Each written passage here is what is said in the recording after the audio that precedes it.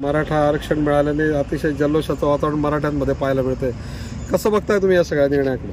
हे बघा, आपण पाहिलं असेल की ज्यावेळेसपासून जरांगेंनी या ठिकाणी आंदोलन सुरू केलं त्या दिवसापासून माननीय मुख्यमंत्री असतील, उपमुख्यमंत्री असेल किंवा सरकार असेल, हे पॉझिटिव्ह होतं ना. आम्हाला ज्या वेळेसही विचारलं गेलं त्यावेळेस आम्ही हेच सांगत होतो की हे मुख्यमंत्री जे आहेत ते त्यांनी जे बोलले आहेत, छत्रपती शिवाजी महाराजांची शपथ घेऊन त्यांनी प्रतिज्ञा केलेली आहे. तर हा सर्वसाधारण माणूस, आज सर्वसाधारण माणसाच्या ज्या अडचणी आहेत ते 100% सोडण्याकरता ज्याप्रमाणे रस्त्यावर उतरतो त्याचप्रमाणे मराठा समाजाला सुद्धा न्याय मिळवून देईल.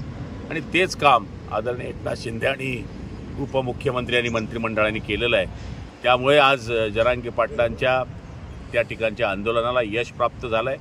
मराठा समाजाने सुद्धा शांततेच्या मार्गाने आंदोलन केल्यामुळे आज सगळीकडे रिझर्वेशन मिळाल्यामुळे त्या ठिकाणी आनंदाचं वातावरण आहे. आणि मला तरी असं वाटतं की मुख्यमंत्र्यांनी घेतलेली शपथ, त्यांना दिलेलं मंत्रिमंडळाने आणि उपमुख्यमंत्र्यांनी दिलेली साथ आणि मराठा समाजाने ठेवलेला संयम, त्याचाच हा विजय झाला असं मला या ठिकाणी वाटतं. सरकारवरती दबाव होतो या सगळ्या गोष्टीमध्ये. साहजिक आहे, एवढा समाज ज्यावेळेस राहतो तर थोडा दबाव कोणत्याही गोष्टीमध्ये येत असतो. पण तरीसुद्धा शिंदेसाहेब हे पहिलेपासून आपण बघत असाल की ते फ्री माइंड होते आणि त्यांच्या मनामध्ये करण्याची इच्छा होती. जर करण्याची इच्छा नसती तर 54 लाख कुणबी नोंदी काढण्याचं काम त्यांनी केलं नसतं. आणि आपण पाहिलं असेल की पूर्ण यंत्रणा, शिक्षक यंत्रणापासून सगळ्या यंत्रणा त्यांनी कामावर लावल्या होत्या. आणि मग आपण पाहिलं असेल की सगळ्या नोंदी प्राप्त करण्याकरता जे त्यांना करता येईल ते करण्याचं काम त्यांनी या ठिकाणी केलेलं आहे.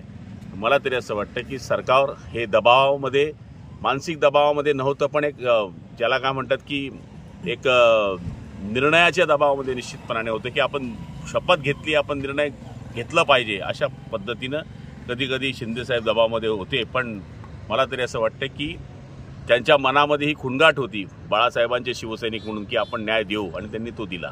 तो आता यांच्यावर असं पण होतंय की आता मागण्या तर मान्य झालेलं आहे, मात्र सुप्रीम कोर्टामध्ये याला जेव्हा आव्हान दिलं जाईल त्यावेळेस सरकारी आरक्षण टिकवू शकेल का, काय वाटतं तुम्हाला? त्याच्यावर पण विरोधक टीका करतायत. हे बघा, आता विरोधकांचं कामच आहे टीका करणं. कारण मागच्या काळामध्ये आपण पाहिले असेल की आरक्षण काही ठिकाणी टिकलं, नंतर ते टिकलं नाही.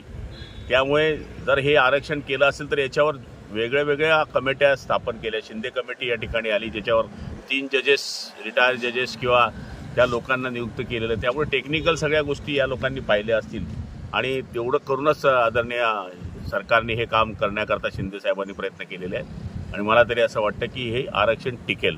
खडसेंनी म्हटलं की निवडणुका डोळ्यासमोर ठेवून सरकारने हा निर्णय घेतला आणि मराठ्यांची फसवणूक केली यामध्ये. आपण बघत असाल की निवडणुकाला तर 1.25 वर्ष बाकी आहे. आपण पाहतोय ज्यावेळेस आंदोलन सुरू झालं तेव्हा 1.5 वर्ष निवडणुकांना बाकी होते आमदारकीच्या, आणि आता जवळपास 1 वर्षाच्या आसपास निवडणुकांना बाकी आहे.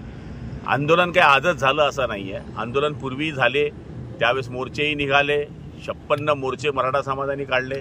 त्याच्यानंतर आरक्षण दिलं गेलं, ते आरक्षण टिकलं नाही. ते काय आजची बाब नाही आहे. त्यामुळे एकनाथ खडसे साहेबांचं जे म्हणणं आहे की निवडणुका डोळ्यासमोर ठेवून, तर मला तरी असं वाटतं की मागच्या काळामध्ये यांना कोणी रोखलं होतं आरक्षण न द्यायला? मागच्या काळामध्ये आदरणीय मागची जी सरकार आहेत स्वातंत्र्यानंतरची, त्यांनी कधी हा विचार केला नाही. तो एक सर्वसाधारण कुटुंबाच्या माणसानं, शेतकऱ्याच्या पोरानं केला आणि मराठा समाजाला या ठिकाणी रिझर्वेशन दिलं. एक प्रकारे छगन भुजबळांचा या आरक्षणाला विरोध असल्याचं पाहायला मिळत आहे. छगन भुजबळांचं म्हणणं आहे की राजपत्र काढलेलं आहे, हा अध्यादेश नाही, अध्यादेश निघायचा बाकी आहे. अजून मराठा समाजाने आत्ताच आनंदोत्सव साजरा केला. हे बघा, या ठिकाणी शिंदे साहेबांची भूमिका हीच राहिली आहे की ओबीसीच्या आरक्षणाला धक्का न लावता या ठिकाणी रिझर्वेशन देणार आहेत. आणि मला खात्री आहे की ओबीसींना सुद्धा या बाबतीमध्ये कुठलाच त्रास होणार नाही आणि मराठा समाजाला सुद्धा न्याय मिळेल. त्यामुळे निश्चितपणाने भुजबळ साहेबांच्याही मनात जे काय समजूत काढायचा विषय आहे ते सुद्धा आदरणीय शिंदे साहेब काढतील. ते म्हणतायत की दोघी समाजाचा विचार झाला पाहिजे असं म्हणतायत छगन भुजबळ. निश्चितपणाने शिंदे साहेब दोघं समाजांचा विचार करतील.